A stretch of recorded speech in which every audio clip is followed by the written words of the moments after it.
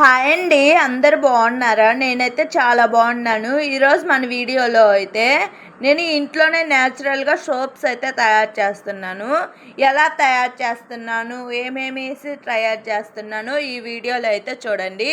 ముందుగా నేనైతే కమలాకాయ తొక్కులు అండ్ గులాబీ ఫ్లవర్స్ రెక్కలు అయితే తీసుకున్నాను. ఆ తర్వాత ఇట్లా సోప్ బేస్ అయితే ఆన్లైన్లో అయితే తెప్పించుకున్నాను. వాటిని 2 ముక్కలు చేసేసి ఇలా చిన్న చిన్న ముక్కలు చేసేసి పక్కన పెట్టుకోవాలి. ఆ తర్వాత మనం నారింజ కాయ తొక్కులు ఉంటాయి కదా, కొద్దిగా వాటర్ పసుపు అలా వేసేసుకొని మిక్సీ పట్టేసుకొని వాటి రసం తీసి పక్కన పెట్టుకోవాలి.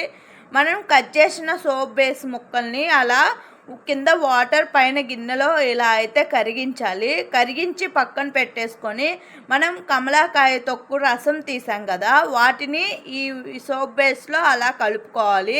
ఒక 2 నిమిషాలు బాగా కలిపితే ఆ సోప్ బేస్కి అనేది మంచి ఫ్లేవర్ వచ్చింది. ఆరెంజ్ ఫ్లేవర్ మంచి స్మెల్ అయితే వచ్చింది. మనం ఇలా బయట ఏ సబ్బులు పడితే ఆ సోపులు వాడటం వల్ల మన స్కిన్ కూడా ఎలా పడితే అలా చిన్న చిన్న పింపుల్స్ అలా వస్తాయి. ఇది ఇలా ఇంట్లోనే తయారు చేసుకోవటం వల్ల మన ముఖం అనేది అందంగా తయారయ్యేది. ఫస్ట్ టైం నేను ట్రై చేస్తున్నాను. ఇలా కలిపేసుకొని ఒక అరగంట సేపు ఆరబెట్టాలి. అప్పుడే సోప్ అనేది తయారైపోద్ది. ఇంట్లోనే న్యాచురల్గా తయారు చేసుకోవచ్చు. ఒకసారి మీరు కూడా ట్రై చేయండి.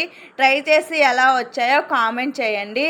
ఇలానే సేమ్ అండ్ గులాబీ ఫ్లవర్స్ కూడా తయారు చేసుకోవచ్చు. నేను గులాబీ ఫ్లవర్ కూడా తీసుకొని కొద్దిగా వాటర్ లైట్గా పసుపు అలా వేసుకొని మిక్సీ పట్టేసుకున్నాను. సేమ్ ప్రాసెస్ అలానే సోప్ బేస్ ముక్కలు అలా కట్ చేసుకొని ఇట్లానే కరిగించేసేసి నీట్గా మనం కరిగించేటప్పుడు ఆ వాటర్లో కొద్ది బన్నా అది వాటర్ అనేది అంతా పాడైపోద్ది. ఇలా నీట్గానే నిదానంగా ఇట్లా కరిగించి పెట్టుకోవాలి. ఆ తర్వాత చూడటానికి కూడా చాలా అందంగా ఉంటుంది. గులాబీ రంగు అండ్ ఆరెంజ్ కలర్ రంగు కలిపినప్పుడు చాలా స్మెల్ కూడా చాలా బాగుంటుంది. ఇంట్లోనే తయారు చేసుకోవటం చాలా ఆనందంగా ఉంటుంది.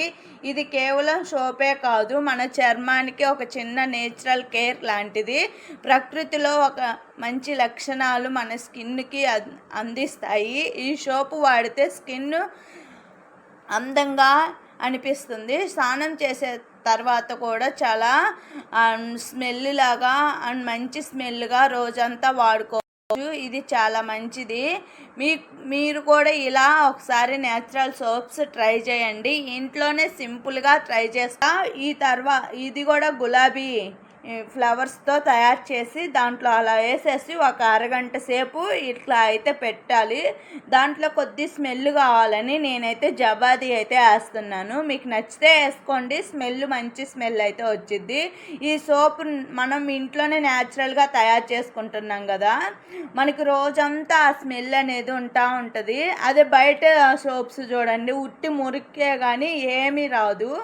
ఇట్లా ఆరెంజ్ ఫ్లవర్ సోప్స్ చూడండి, మన చేతులతో మనం తయారు చేసుకోవటం వల్ల నాకైతే ఆ ఆనందమే వేరు. ఇలా తయారు చేసుకోవటం నేను ఎప్పుడు ఇలానే ఒకసారి నెలకోసారి ఇలానే ట్రై చేస్తూ ఉంటాను. మీరు కూడా ట్రై చేసి ఎలా ఉన్నాయో కామెంట్ బాక్స్లో అయితే కంపల్సరీ కామెంట్ అయితే చేయండి. ఇది ఒకసారి ఎగ్జాంపుల్కి కూడా మీకు చూపిస్తాను.